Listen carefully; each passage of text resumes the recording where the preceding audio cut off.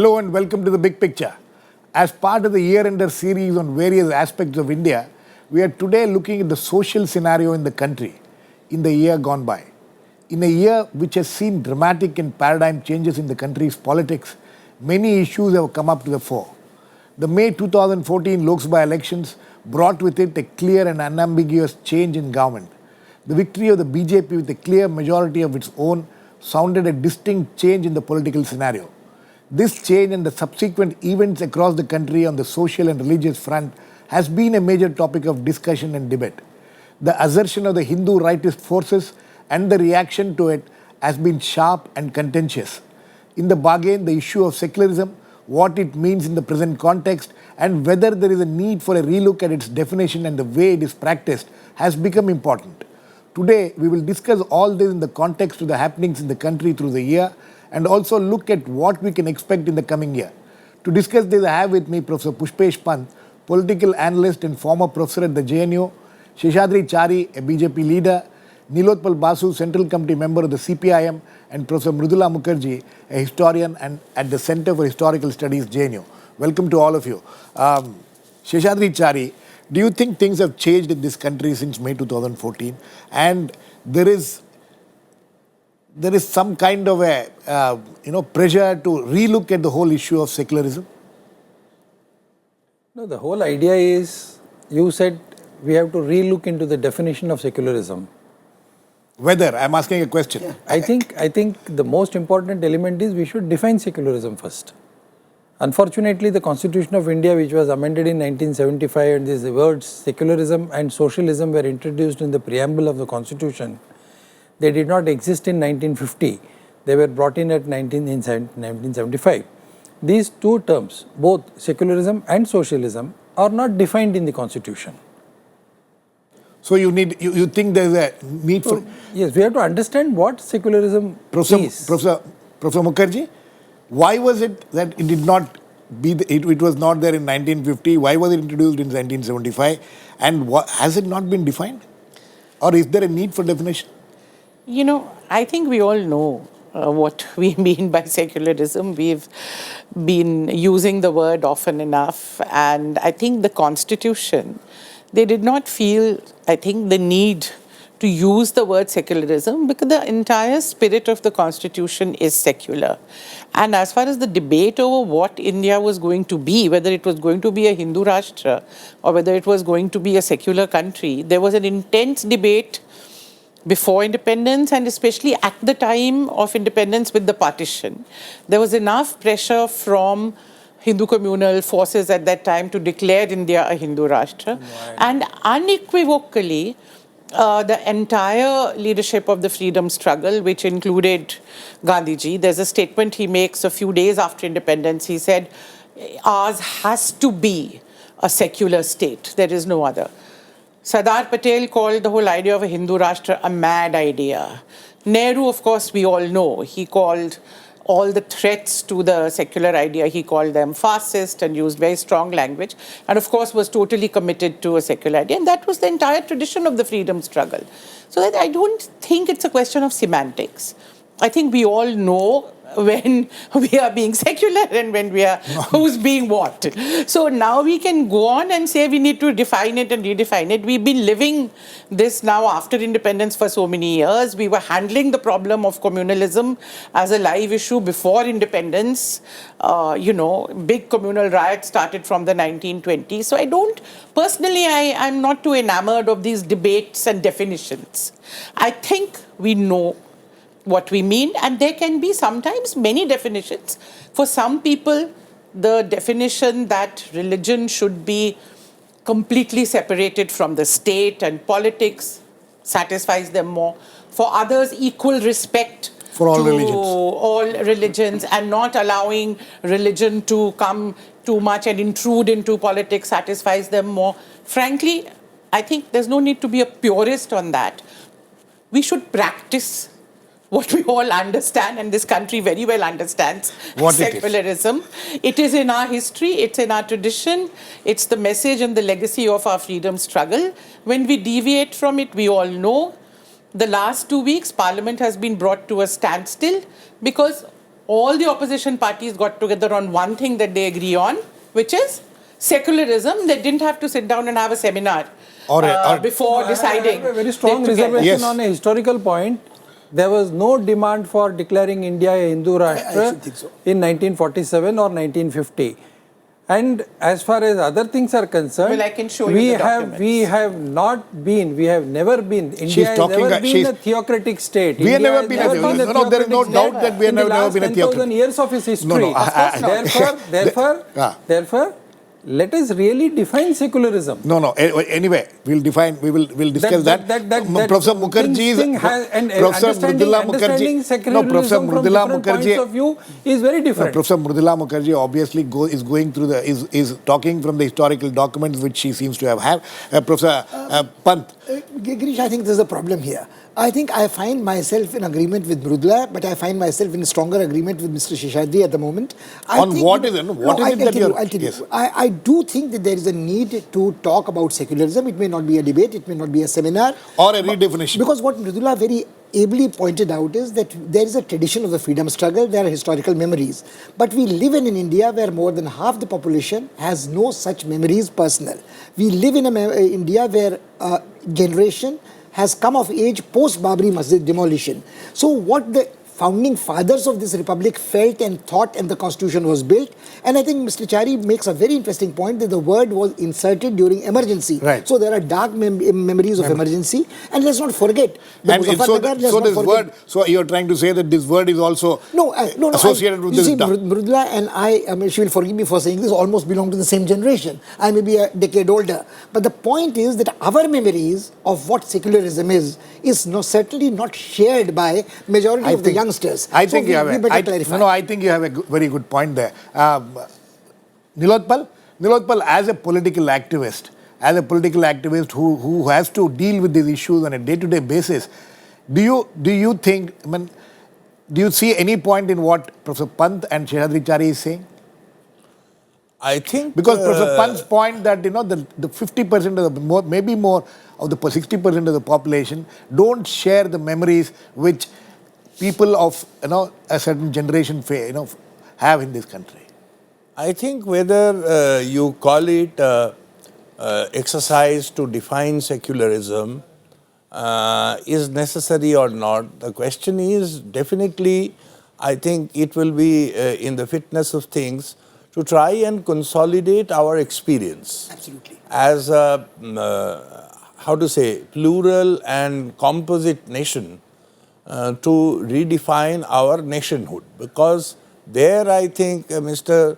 Chari will also not disagree with me that the way they are pinning all their hopes on defining Indian nationalism as Hindu nationalism, that I think is not acceptable. And in fact, these two terms of secularism and nationalism are closely interrelated. And it is not only our experience as a nation on the basis of domestic developments. You see what has happened meanwhile in Pakistan, which was a sort of twin nation which became free at the same time. And there, the whole idea of nationhood being defined on the basis of religious identity has really created a disaster of sorts. And we know how that nation itself had to be split within 25 years. And this history is very well known. The tragedy is being played out. No, this history is very well known. Therefore, I think I will just make one small point, that what are the changes that is you are talking about in the end of this 2014 and in our attempt to usher in the new year. What has to be defined, that how in whatever manner you define it, India is a social and cultural coalition of people, of diverse people. Now there is a perceived threat on that composite and diverse nature of the country. Nilotpal, please listen to me. Sheshadri Chari, in all fairness, has a compelling argument. At least people who represent that point of view will have a compelling argument when they say India the definition of secularism, India as a secular state was not defined in 1950. It took 25 years for us to insert it in the constitution. And why did we need to do that after 25 years? This is a very compelling argument which was done under extra constitutional and under an extra constitutional rule. How are you going to counter that? I think, therefore, we do not go into a hair-splitting debate on that. Yeah. What is needed is to recognize the nation as a united nation on the basis of appreciation of diversities, of pluralism, of the composite nature. Okay. And therefore, if you need to take up a fresh exercise to consolidate that understanding, then that is enough. But if somebody thinks that by trying to convert Hinduism from a non-Semitic religion to a Semitic religion and thrusting it down the throat of all others, and this whole obnoxious notion of conversion, even offering money for doing that, to consolidate nationalism and national unity, that is preposterous. Conversion debate is a separate debate. We have had it. We will continue to have it. But Sheshadri, Chari, the question is this. The question is majoritarian tendencies are showing. This is the point which I think everybody's comment, the subtext of it is, since the advent of the BJP government, there is a majoritarian tendencies are coming to the fore, which are harmful to the secular cause. Would you agree with that? No, I don't agree with it. It has nothing to do with the ascendancy of the BJP. See, in a democracy, when we say BJP has 282 seats in parliament, that is also majoritarianism. The majority number of people in this country have voted for. So, when you talk in terms of parliamentary majority, I mean, we are not talking in terms of cultural majority, religious majority, parliamentary majority, economic majority. These are all not the question of majority and minority. We feel that we, as Indians, I think what is important is that I would really very much in agreement with Nilotpal Da as far as this issue is concerned. I think what is important is that we have a narrative which goes back just not to 1975 or 1950, it goes back to the times of Vedic times. We didn't have any religion in Vedic times. No, and so what is the point? Vedic scriptures do not prescribe Hindu Rashtra. Hindu Rashtra is a combination of two words. Hindu is the adjective, Rashtra is a noun. So therefore, let us go back to that. We are nobody demanding Hindu Rashtra. Let us not go back to that. So let us. Sir, one see, second. That's what I'm saying. Let's not go back. Let us I had a very specific question. Let us not limit secularism to Hindu, Muslim, Sikh, Isai. That is not secularism. What is secularism? secularism? Is something much more beyond that. I think Nilotpal had a very interesting point, and Mridula also made a very interesting sentence. Her sentence was that we know what it means. Exactly, yes. I think the majority of Indians, the youngsters, do not know as a gut feeling. That is That's the one instinctively. Yeah, okay. The point which Nilotpal was making, which is worth remembering, is if we laid emphasis on the pluralistic heritage of this country and the composite civilizational dimension, the problems would not be there unless we had identity politics and democratic elections, and where we do encash the minority vote, we do encash the OBC vote, the SC vote, the tribal vote, and anybody finds it. Encashing of the majority vote also is a reality. What do you mean by encashing majority vote? You can't encash the majority vote because the SCs, technically Hindus, would not own up. They would say we don't want to go to a religion which doesn't respect us. The tribals would not belong to it. The minorities would not belong to it. You add up, Girish, where is the majority? Where is the majority vote? Professor Mukherjee, there is no majority vote in this country. Then why are we are barking up a wrong tree? There is no tree, first of all. 31% of the people account for the Modi's majority. Absolutely. So you could argue you strictly argue from that point of view. When Sheshadri, Chari, when I said majoritarian tendencies, I'm sure you understand what I'm talking about. The kind of atmosphere which has developed in this country in the last 6 months. Would you agree that there is a direct correlation between what happened in May 2014 and what has subsequently happened? That is exactly the kind of atmosphere which prevails. That is exactly what I'm disputing. You say it is not connected. It has nothing to do with the political ascendancy of a party or no party. Okay, why I am asking you? No, I am not asking you this question. There was no BJP in 1950. No, one second. In 1950, there was no BJP, not even Johnson. No, we are talking of Sheshadri, Chari, we are talking of 2014. We are talking of 2014. My question. You want to deny your You're not hearing my question. No, I'm answering your question. No, you have not heard my dot. question. RSS I'm was telling there, you to Hindu about Mahasabha was majoritarianism. there. Hindu Mahasabha did not win even one single seat in we are not talking. 1950. Let us not go back to 50. I'm talking of 2014. Why I'm asking you this question is not out of my own imagination. There have been programs on this channel where certain Hindu rightist groups, representatives have come and they have said it in so many words that this mandate of 2014 is not just for development for Mr. Narendra Modi, it's for Hindutva, it's for building Ram Temple, it's for uniform civil code. They are very clear in their mind. You may not, Girish, now some XYZ comes and make a statement. No, not XYZ. They are all representatives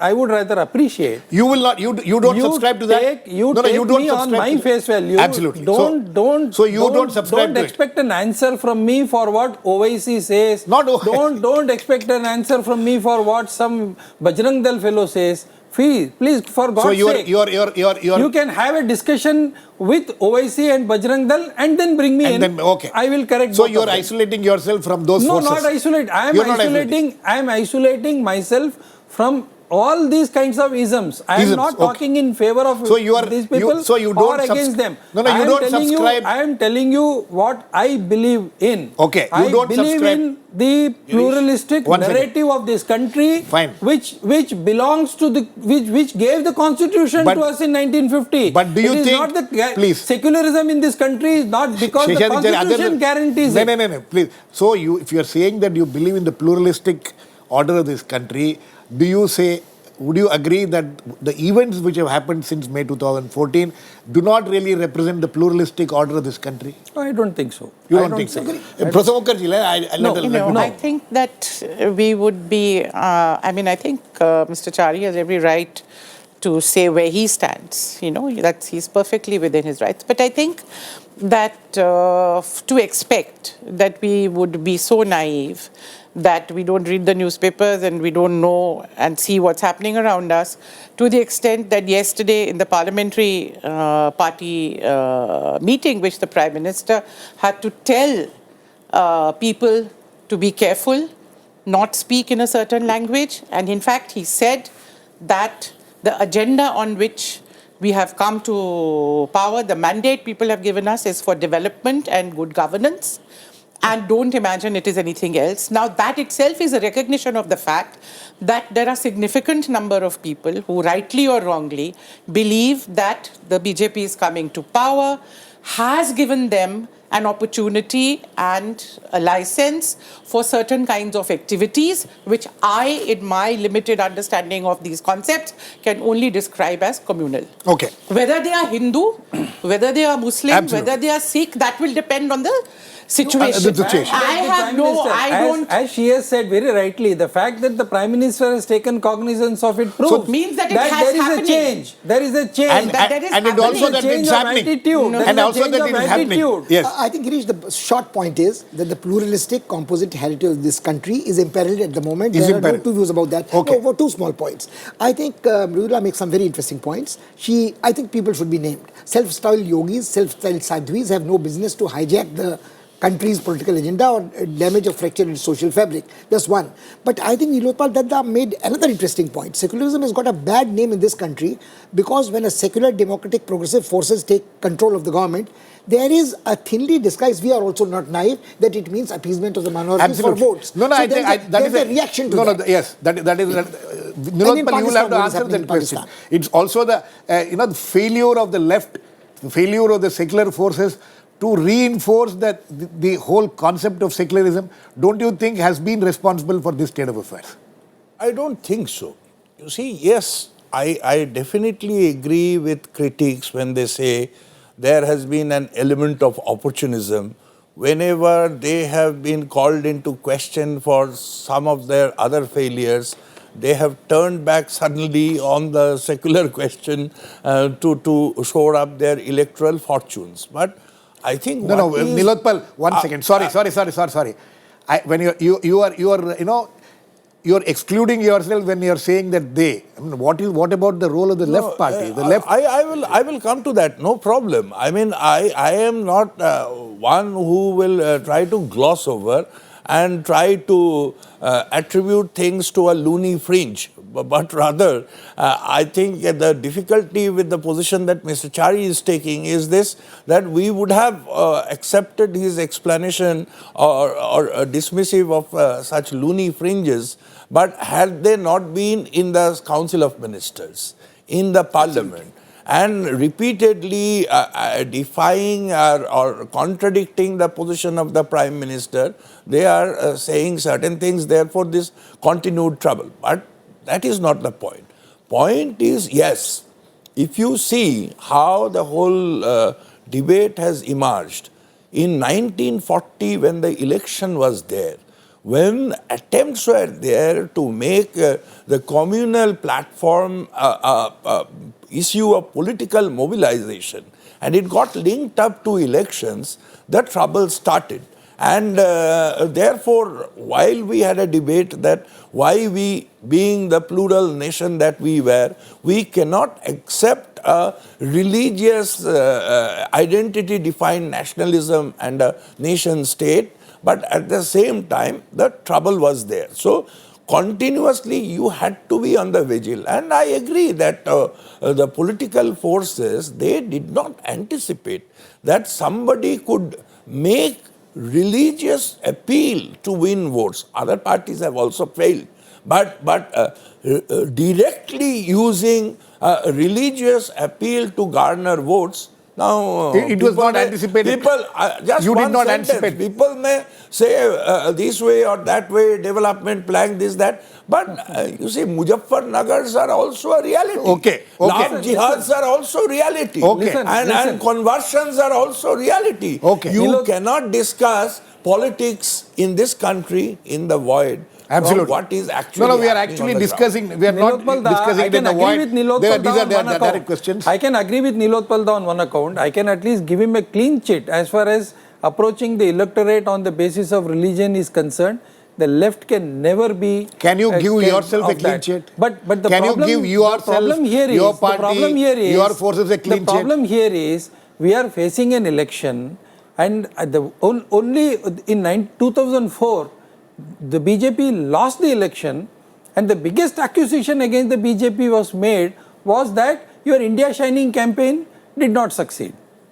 Look at this. Okay. And then you accused BJP of running a religious campaign. And in 2009 again we lost, not because of any religious campaign, but because Manmohan Singh could convince the government, the Congress could convince the people that economically we will be in a better position if we are able to jettison the left from the government and go ahead with Indo-US nuclear deal, in which both our parties were together. I was with Nilotpal da on that issue. Again, in 2014, the issue was development and corruption of the Congress party, which brought BJP into this kind of a thing. So where is the question of religious motivation for all these things? Religious mobilization for votes. You are denying entirely the religious mobilization. Yes. But I'll tell you one thing. I'll go ahead and also say this, that we should, let us not confuse between religious sentiments, Hindu sentiments, and methodology of worship and politicization of these sentiments for votes. If there is a garnering of votes on the basis of this, then I think if a Hindu group or a Hindu speech or appealing to Hindu sentiment is wrong, appealing to Christian sentiment is equally wrong, appealing to Muslim sentiment is equally wrong. But the moment I say this, when I am criticizing Hindu, Muslim, Sikh, Isai, then I am secular. The moment I say that what a Muslim fringe group does is very bad, then I am told, they are doing it because of Hindu. You are talking of people who are irrational. We are not, this is not an irrational panel. Me to answer this for is not an irrational statement of somebody. No, Sheshadri, Chari, this is not an irrational panel. They are all rational people here. My question is this, that when you are saying this, so do you mean to say that if any Hindu fringe groups or Hindu groups attached to your larger family of RSS indulge in these kind of things and give, as we are witnessing now, it has created more problems for your government than anybody else. So how do you look at this? See, let us not think in terms, let us come out of these pigeonholes for the first time. Let us attempt it. I don't say you are going to come out of it tomorrow. Absolutely. But let us not think in terms of majoritarianism, minoritarianism to number one, when you are analyzing things. Number two, it's very easy to say fringe groups. If some You use the word fringe groups also. when XYZ person who by virtue of his religion is a Muslim, and when he does something or does something that is not in keeping with Islamic things, then again we say fringe group. So it's not the fringe. The issue is not that. These people do not represent the majority faith or a majority religion or majority thought process, majority culture at all. Girish? Yes. Girish? Yes. I think yes, so far as the left is concerned, we have been unsparing towards the Muslim communal elements. You recall the debate in 1987 on Muslim Women's Bill, and the left stood in the forefront of the struggle against Muslim Women's Bill when they were trying to bring a bill to deny women's right to alimony. Right. But the point is that today it is also a heartening development. You see, in the wake of this terrible human tragedy in Peshawar, even in Pakistan you see a sweeping sentiment against use of religious sentiment to justify their terrorism. Right. So today there is a change in the atmosphere, but what is unchanging is, I mean, again the continued attempt after Muzaffarnagar. Now he says that there was no religious appeal. Now I have heard the president of the party saying that we have to take revenge against some unfortunate incidents where some Hindu boys got hurt. these are all part of what happened in this The country. question was that he is not asking to use sword or other weapon. Okay, Nilotpal, your point is well. Nilotpal, your point is well taken. I'll just correct the record. This was said by a congressman also. This was said by the party president also. And what Congressman, I don't know. He was not a party president at that time in any case. Anyway, that's he not, said the best way to take revenge is to vote in a big way. Just like somebody says, the huge amount of the voting that has taken place in Sheshadri, Kashmir Chari, is some sort of a revenge against terrorism. Sheshadri, Chari, my question is this. Finally, we have to wrap up. Wrapping up, I want all three of you, all of you very quickly. Secularism is under test. Will you agree or not? Secularism is always under test. Is always under test. Why link it to today's incident? No, I think that it would be foolhardy to not accept that the debate that's going on in the country today, and it's not just a debate in parliament or here, it's going on in real people's lives. Right.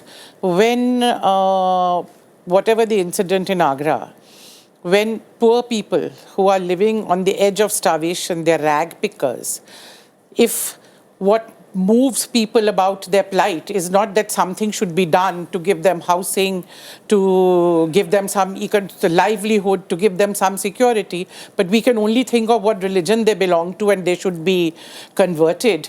It just brings home to us how petty and degraded we have become. Okay. And the consequences, what has happened in Peshawar. Okay. I see a direct link between these. Yeah. And unless we see it as a wake-up call, it's not just today, this election. It's a question of where these ideologies are going to lead us, where do we want to go. Pant? I think secularism is not under test. It is almost extinct in this country. I would be more worried about what Nilotpal said, is about the threats to the composite pluralistic heritage of this country. Nilotpal, very quickly.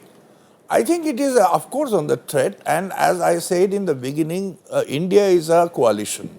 And that coalition needs to be maintained. And therefore, the fact that somebody with 31% has come to enjoy a majority, and they are not sensitive in a commensurate manner to the heavy responsibility, India ought to be under threat, and that is what we are facing today. Okay. I think on that note, we need to end. There is at least a consensus that the issue of secularism, the whole secular concept, is under test in this country. We'll see how this whole thing will pass the test or fail the test in the coming year. Thanks for watching. Thanks to all my guests, Nilotpal, Basu, Sheshadri, Chari, Mridula, Mukherjee, and Prof. Pushpesh, Pant. Please keep watching. We'll come back with another issue on this year end very soon.